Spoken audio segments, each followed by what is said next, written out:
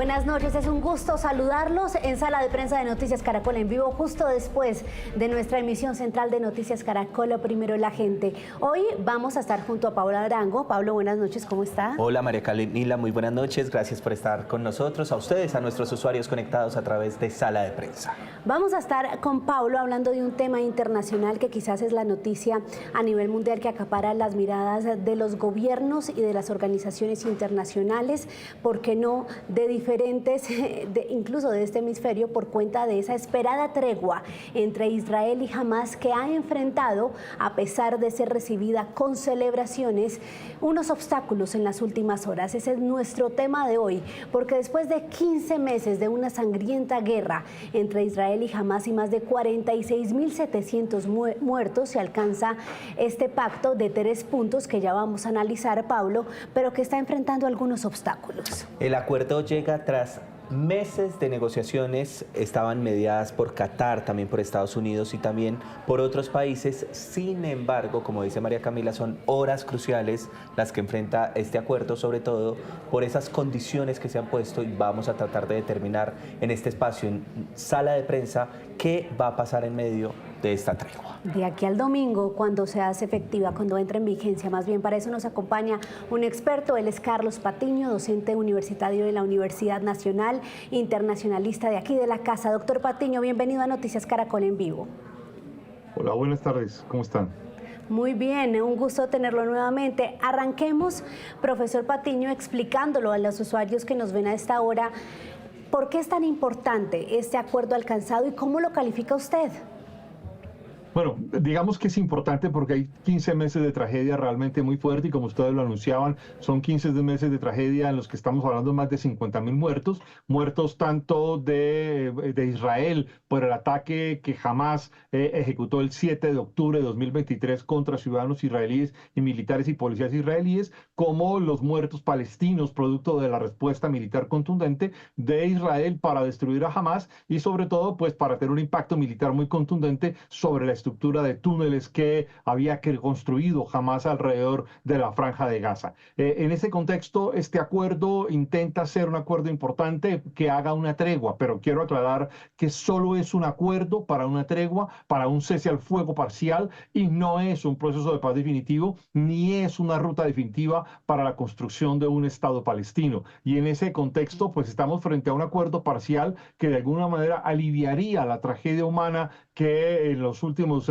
digamos, 15 meses han sufrido los palestinos de manera abrumadora, pero también ha generado serios traumas sobre la sociedad israelí, y es un acuerdo que está planteado en 3 fases. Una primera fase que implica 6 semanas, y durante esas 6 semanas de esa primera fase de ese acuerdo, que implica la liberación de 33 secuestrados por parte de Hamás, que además no sabe dónde están ubicados con exactitud, y a cambio de ellos Israel liberaría a 2.000 palestinos, entre ellos 250 digamos prisioneros que han sido condenados a cadena perpetua, pero que esto implica, digamos, una serie de condiciones muy difíciles de mantenimiento, y que llevaría a que solo al final de esa primera fase se iniciaría la negociación ya en firme de la segunda fase. Esto lo que muestra es realmente un acuerdo muy frágil, muy delicado, en el que además, es como lo estamos viendo, pues Israel todavía no lo ha firmado y no lo ha llevado a aprobación. Mira, a mí me gustaría mencionar varias cosas de las que ha dicho el profesor Carlos Patiño al inicio de esta respuesta. La primera tiene que ver con que se decreta un cese al fuego, ¿cierto? Inicial, no es el inicio del fin de esta guerra que se ha presentado, de este conflicto tan fuerte que ha dejado. Eso es clave tenerlo presente. Muertes. Pero lo otro, frente a este cese al fuego, es qué va a pasar después de que se logre determinar, María Camila. Exactamente, ¿y sabe por qué, Pablo? Porque aquí hay una guerra de fondo, un conflicto de siglos, y lo que menciona el profesor Patiño es clave, profesor Patiño, porque, Pablo, una cosa es que se logre, digamos, silenciar en este momento lo que son las balas, las bombas, y otra cosa es llegar a un acuerdo definitivo sobre este conflicto que es histórico. Pero que además no solo ha dejado a ambas poblaciones afectadas, como muy bien lo mencionaba el profesor, sino que, por ejemplo, ha tenido violaciones de derechos humanos. Human Rights Watch acaba de emitir un informe anual donde determina que a raíz de este conflicto se han violado todo tipo de derechos. Pero entonces, ¿qué le parece, profesor, si nos vamos yendo para cada uno de esos ítems, de estos, digamos, acuerdos que se han logrado, como para determinar qué posiblemente podrían ser, digamos, esos obstáculos que se presentan en medio de tratar de alcanzar este acuerdo parcial, el del cese al fuego? Arranquemos por el primero, profesor. Pero permítanme primero hacer una aclaración, y es que claro, no estamos frente a un conflicto de siglos. Esto es un mito que se ha construido. Y lo aclaro porque en realidad este es un conflicto que surge fundamentalmente con la creación del Estado de Israel en 1948. Podríamos quizás ubicarlo en el marco de la Segunda Guerra Mundial, cuando el Gran Muftí de Jerusalén se alió con Adolfo Hitler y la Alemania nazi para buscar la expulsión de las comunidades judías que se han ido creando en todo este territorio que conocemos hoy como Israel y que era la Palestina egipcia, y digamos que arranca en ese contexto. Luego se ha tratado de darle como una dimensión histórica y política de siglos, pero en realidad habría que recordar que los judíos de Medio Oriente, es decir, los judíos árabes, vivieron siempre bajo la protección de los reinos y los estados musulmanes, y ese es, digamos, un punto que es importante aclararlo. Importantísimo. Bueno, muy bien, entonces aclarado este tema, vámonos por los puntos que se han presentado en este, digamos, cese al fuego o en este acuerdo, y cuáles podrían tener, digamos, esas dificultades. Bien, la primera fase, la fase que se prevé... perdón, los interrumpí. No, adelante. Sí, le estábamos preguntando a usted, profesor. La primera fase es una fase que prevé un alto el fuego temporal con la liberación inicial de rehenes y un intercambio de prisioneros, que se cifra más o menos en 2.000 prisioneros palestinos por 33 rehenes israelíes, entre 30 y 33 rehenes israelíes en manos de Hamas, de un total entre 95, 98, 99 prisioneros y 120, secuestrados. Y de hecho, en la lista se incluyen a dos secuestrados que se me escapan en este momento el nombre, que son dos secuestrados israelíes del año 2014 que se supone que en este acuerdo deberían ser liberados ahora. Y también se han vuelto símbolo de estos secuestrados dos niños muy pequeños, menores de 2 años, de apellidos Vivas, de una familia de origen argentino, judía, que fueron secuestrados en medio de esta acción y que deberían ser liberados también ahora, y que se han vuelto un gran símbolo dentro de la sociedad israelí. Déjenme puntualizar aquí que si estos niños resultan muertos en este contexto, pues resulta realmente una gran frustración para la sociedad israelí, y esto le permitiría a Benjamín Netanyahu, que está negociando con dos de los partidos minoritarios que hacen parte de su gobierno, que son el Partido Sionismo Religioso, dirigido por Bezalel Smotrich, ministro de Finanzas, y por Itamar Ben-Gvir, que es el líder del Partido Poder Judío, que en conjunto no representan más del 20% del electorado, pero que son dos piezas fundamentales de Benjamín Netanyahu. En este contexto, este intercambio de prisioneros y esta, digamos, condición, y más el aseguramiento de las condiciones de seguridad de las conexiones de Gaza, sobre todo con Egipto y lo que se conoce como el Corredor Filadelfia, llevaría las primeras 6 semanas. Y al final de estas 6 semanas se iniciaría ya la negociación final de la segunda fase digamos, de este acuerdo, que implicaría más o menos llevar a la liberación de los soldados israelíes por parte de Hamas en la Franja de Gaza, y los intercambios con prisioneros palestinos de mayor rango que pudieran ser, digamos, liberados o negociados dentro de este contexto. Y esto implicaría la retirada final de las tropas israelíes de Gaza, sobre todo del norte de Gaza, pero implicaría también, obviamente, el asunto de cómo se empezaría o se establecería la condición de la reconstrucción de la Franja de Gaza, que sería realmente ya la tercera fase, y obviamente hacia dónde iría la solución política. Sin embargo, yo quiero que caigan en cuenta que aquí hay dos elementos que no son muy claros, y es qué papel juega la Autoridad Nacional Palestina, cuál va a ser la responsabilidad frente a esta condición, porque aquí hay un problema que no se ha resuelto, y es, en este contexto no se logra resolver todavía porque Hamas durante la década anterior había construido una ciudad subterránea de más de 570 kilómetros de túneles, con centros de mando, y había construido centros de mando debajo de hospitales y escuelas y cosas parecidas, bajo la idea de que tenían acción internacional, y digamos, esto no se resuelve en este acuerdo. Profesor, uno escucha estos 3 puntos y da esa sensación, esa percepción de que parece muy completo y que reúne muchos frentes pendientes en este conflicto, pero a la vez parece muy frágil ante todo lo que está pasando, los señalamientos de cambios por parte de Israel contra Hamás, los ataques que se dieron hoy, ese ataque brutal que deja más de 80 muertos. ¿Usted cree que a partir del domingo sí se va a poder hacer efectivo este acuerdo? Pues mire, la verdad, María Camila, es que yo lo que creo es que es muy posible que esto se firme y termine aprobándose en el gabinete de gobierno mañana, del gabinete de gobierno de Netanyahu se termine aprobando y se firme y empiece, digamos, la liberación de los rehenes, la liberación de los primeros prisioneros palestinos sin liberar necesariamente a los prisioneros palestinos que hayan participado en las acciones de ataque del 7 de octubre de 2023 contra Israel, y es muy factible que dentro de unas semanas este acuerdo termine rompiéndose. Además, hay que recordar que esto se produce justo en la finalización del gobierno de Joe Biden, quien había hecho el gran esfuerzo de negociación durante todo este año para que llegara a este acuerdo, y el inicio de Donald Trump, que también se ha echado el éxito, se ha abrogado el éxito de esta negociación, y que obviamente hay una gran duda de saber para dónde va el gobierno de Donald Trump, que además sí hay que recordar las palabras de Mar-a-Lago el 7 de enero de este año, cuando dijo que si no se negociaba y no se liberaban los rehenes, caería el infierno sobre el Medio Oriente. Nadie sabe exactamente a qué se refiere el presidente entrante Donald Trump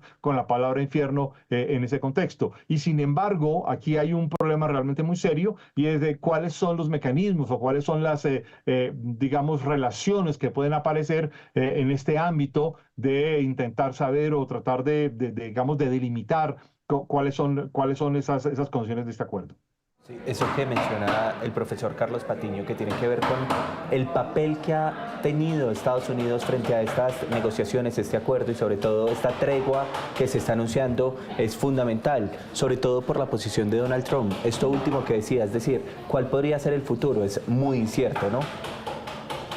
Es completamente incierto, porque además otro aspecto que hay que recordar es que si bien es un conflicto particular y concreto entre Israel y Palestina, y específicamente entre el Estado israelí y el grupo Hamás, y aquí hay que separar a la Autoridad Nacional Palestina porque, digamos, tiene otra órbita y otra forma de relacionamiento después de la muerte de Yasser Arafat, hay que recordar que este conflicto terminó inscribiéndose en la disputa entre Israel e Irán, y terminó inscribiendo, que es lo que en últimas terminó explicando el ingreso de Israel hacia el Líbano y la disputa contra Hezbollah, la disputa contra los hutíes o contra los grupos del eje de la resistencia ubicados en Irak, y que adicionalmente tuvo un giro particular luego de la caída de Bashar al-Assad en Siria, que era una pieza fundamental del eje de la resistencia iraní en todo este contexto de Medio Oriente, y que obviamente Israel aprovechó para poner de alguna forma contra las cuerdas al régimen teocrático de Irán.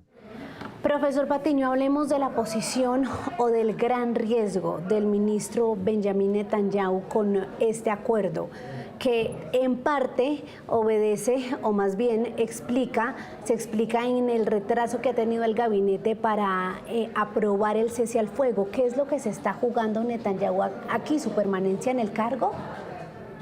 Pues digamos que hay un debate muy fuerte en Israel. De hecho, hasta hace unos pocos minutos el ministro Ben-Gvir estaba interviniendo en la Knesset, en el Parlamento israelí, anunciando que muy posiblemente su partido había decidido retirarse de la coalición de gobierno porque no pretendía avalar este acuerdo, un acuerdo que además la mayoría de los ciudadanos israelíes en este momento apoyan para buscar la liberación, como sea, de los secuestrados israelíes.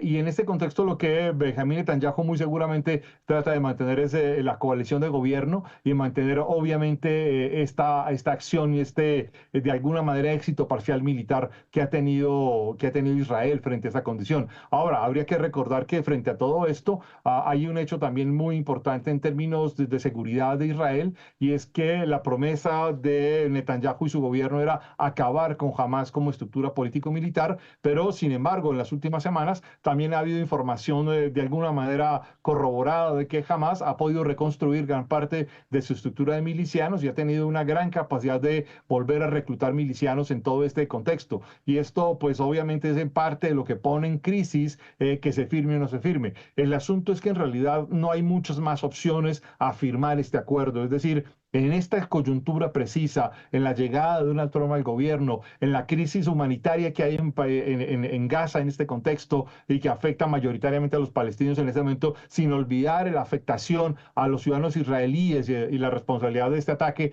de Hamas del 7 de octubre de 2023, pues en realidad no hay muchas más opciones a firmar este acuerdo, que es un acuerdo parcial, es una tregua, es un cese al fuego, pero que no es un acuerdo todavía de fondo. Y con toda la ambigüedad de que este acuerdo que se pueda firmar rápidamente, pues en unas 6 semanas pueda estar obviamente de nuevo roto y digamos diezmado, porque de alguna manera habría que recordar que esto pone también en entredicho y lleva a la responsabilidad de si jamás va a optar realmente por construir un Estado palestino o participar en la construcción seria y contundente de un Estado palestino, y obviamente qué papel va a jugar Hezbollah en este contexto y qué papel va a jugar Irán en este acuerdo que se pretende firmar.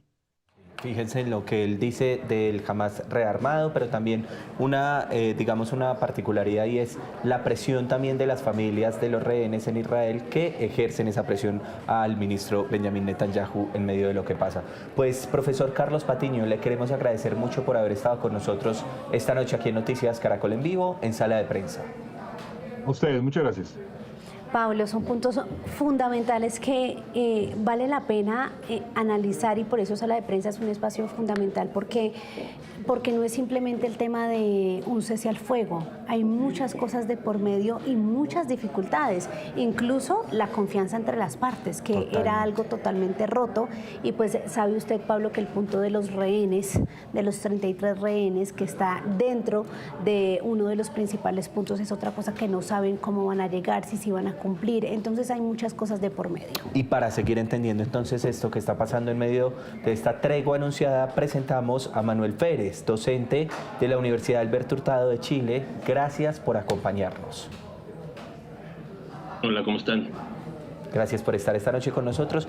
Yo quisiera, porque él también tenía la posibilidad de escuchar la última parte de lo que decía el profesor Carlos Patiño, continuar, digamos, con este diálogo que estamos teniendo. En esa línea. Esos retos que tiene, digamos, Benjamín Netanyahu, y planteábamos esa presión también de las familias de los 33 rehenes.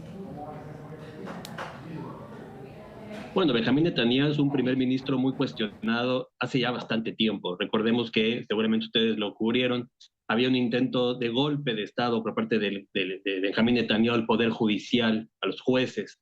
Eso desató una serie de protestas antes del 7 de octubre, cuando la organización terrorista Hamas ataca a Israel, ¿no? Comete este ataque terrorista. Entonces, ya desde ese momento Netanyahu era un primer ministro cuestionado, además del ataque al Poder Judicial, porque se había aliado con la extrema derecha. Dos partidos con dos personajes bastante cuestionables. Por un lado, Itamar Ben-Gvir, líder de Otzma Yehudit, y por otro lado, Bezalel Smotrich, líder del grupo sionismo religioso. Estas personas, si bien no tienen mucha validación popular, no obtienen muchos votos, le aportaban a la coalición de gobierno de Netanyahu lo suficientes para tener mayoría. Recordemos que Israel es un sistema parlamentario.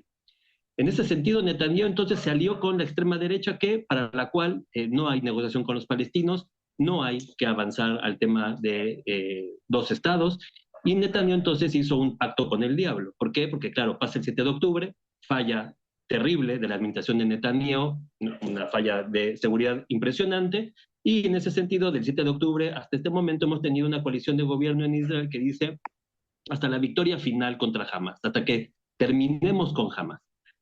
Por otro lado, tenemos un Hamas que se resiste a desaparecer, una organización terrorista que ha cooptado los deseos de los palestinos, que ha incidido negativamente, en mi opinión, en los destinos del pueblo palestino. Desde el 2005 gobierna Gaza, enfrentado a la autoridad palestina de alguna manera, y Hamas dice, esta es una guerra que es regional. Por eso hace el 7 de octubre el ataque Hamas, pensando que Hezbollah en Líbano, los Houthis en Yemen, los iraníes desde Irak podrían ayudar a atacar a Israel. Eso no pasó, eso lo podemos analizar, y nos lleva hasta este momento, ¿no? Una serie de acuerdos no de paz, sin negociación, cese al fuego, que se le presentan a las partes en una coyuntura muy complicada, porque sale Biden, entra Trump, y Trump empieza a decir, voy a tener una visión diferente de Medio Oriente. En esa coyuntura se le presenta a las dos partes un acuerdo que no les gusta, pero no lo pueden rechazar. Claro. Jamás no lo puede rechazar, porque eso le permite mantenerse en el poder, cosa que Israel dice, eso es lo que no buscábamos, queremos sacar a Israel del poder.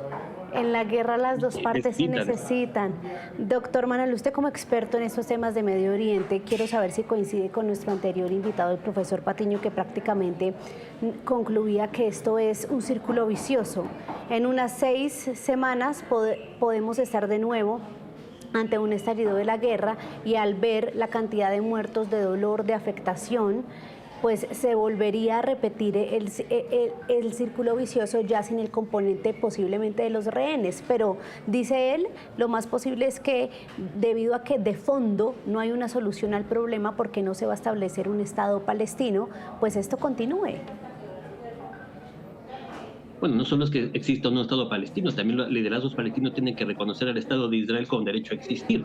En ese Exacto, me sentido, tu refiero pregunta solo tiene a una de las exigencias de una de las partes. Tu pregunta tiene sentido y la respuesta la tiene Trump. Vamos a tener que ver qué nivel de presión e interés aplica Trump en su nueva administración a las partes y que también qué capacidad de incidencia va a tener Trump para presionar al gobierno de Israel y también al liderazgo palestino para que se cumpla el proceso. No solo son 33, ahí está un problema. Hay 95 secuestrados, no se sabe todavía cuántos muertos, cuántos en vida, y la primera fase dice liberaremos a 33. Hay entre ellos personas que están secuestradas desde el 2014, hay entre ellos mujeres, hay entre ellos niños muy pequeños, los hermanos Vivas, por ejemplo. Entonces es muy probable que incluso que se llegue a cumplir la primera etapa, tú ponte a pensar qué significará para la sociedad israelí que regresen cadáveres de niños, no niños vivos, sino niños muertos. ¿Qué va a significar que regresen mujeres violadas, ultrajadas sexualmente? Entonces, hay muchos factores que pueden hacer que... Pero, doctor Manuel, una pregunta, lo interrumpo. Sí, dígame. Que hay esa posibilidad, o sea, dentro de los términos o lo que son los acuerdos internacionales, la entrega de un rehén podría ser el cuerpo, es decir, de un muerto, no. ¿O sí? Sí, por supuesto, y eso ya ha pasado anterior, sí, por supuesto. Y esto ya tiene muchos precedentes en el conflicto palestino-israelí. Pero pues, en este caso, para Israel, eso no tendría validez. O sea, tenemos entendido que están contando con... Ah, o sea, ellos no están esperando que los 33 rehenes sean vivos. Estos 33 rehenes, la exigencia es que sean vivos, pero de los 90 y tantos que faltan, se calcula que varios ya están muertos. Ahora, quiero hacer una aclaración muy importante. No me interrumpan esta, déjeme terminar esta idea. Yo sé que hablo mucho. Sí, perdón. Israel ha recuperado cadáveres de soldados. Ha recuperado cadáveres de soldados muchas veces en el pasado. Ha negociado por cadáveres de sus ciudadanos. Eso habla de que Israel se preocupa incluso por los cadáveres. También es cierto que ha habido ocasiones en que Israel regresa cadáveres de palestinos a la autoridad palestina. Entonces sí, hay precedentes de que se negocia también con cadáveres. Ahí estamos en la recta final de esta conversación. Sí, pero usted decía ahorita la respuesta la tiene Trump. Un Trump que ya, digamos, se ha llenado la boca diciendo que gracias a él se da esta tregua. ¿Por qué insiste usted que él tiene la palabra final? Yo creo, bueno, porque Biden sale bastante golpeado. Piensa tú que tenemos un Medio Oriente en llamas, totalmente inestable. Tenemos el problema de Siria con Turquía, tenemos el problema de Armenia con Azerbaiyán, tenemos la inestabilidad en todo Medio Oriente, en Irak, en Líbano. O sea, es un caos Medio Oriente. Yo creo que la clave la tiene Trump en el sentido de que puede presionar a las partes a que por lo menos bajen el conflicto. Te voy a decir una cosa, Trump es una persona pragmática en el sentido de que para él, mientras no haya una guerra de altos vuelos, está bien. Por esto también creo que va a entregar a Ucrania, esa es mi percepción, es otro tema. Entonces, para Trump, la administración de Trump va a ser, si no se agarran a golpes, si no hay nada más, estamos bien. Esa es la apuesta de Trump. Eso no significa que haya paz, muchachos. Pero Trump ve así el mundo. Trump dice, la ausencia de guerra es paz. Eso no es así, pero sí lo ve Trump. Entonces, como te digo, va a ser la capacidad del equipo de Trump de presionar a Netanyahu y a su coalición para que vayan aceptando estos acuerdos, estas fases del acuerdo, y la cuestión va a ser si tiene la capacidad de presionar, no a Hamás, sino a la autoridad palestina, para que se empodere y haga cumplir de alguna manera estos acuerdos, ¿no? Trump tiene la clave en el futuro, de ahora en adelante. Duda, la presión sobre Netanyahu, que para muchos es una figura ya desgastada. Profesor Manuel, lamentablemente el tiempo es muy corto, pero prometemos tenerlo aquí nuevamente en sala de prensa para ahondar en este análisis que ha sido muy valioso estos minutos para nosotros. Mil gracias por su tiempo. Estén bien, muchachos. Igualmente. Pues Pablo, ahí tenemos las conclusiones, muchos comentarios hasta ahora sobre este conflicto y como usted puede ver, este es de esas problemáticas mundiales y en Colombia lo vemos mucho con nuestro presidente Gustavo Petro, en el cual cada persona toma una posición y por eso es la complejidad, pero lo más importante aquí, independientemente de lo que es la diplomacia y las relaciones internacionales, es lo que está pasando con quienes viven esta guerra. Entonces, pues esperemos a ver al 19 de enero. Y dos conclusiones adicionales vienen, horas cruciales, número 1 y número 2, insistir mucho que se ha alcanzado una tregua, pero no el fin de un conflicto que ha dejado, usted lo decía al inicio, 46.700 muertos. Parece que son más, pero estos son los que se tienen contados. Contabilizados. Ahí está un conflicto sin explicaciones. Hasta aquí sala de prensa. A ustedes gracias por acompañarnos esta noche. Vamos a continuar con la programación de Noticias Caracol. Chao.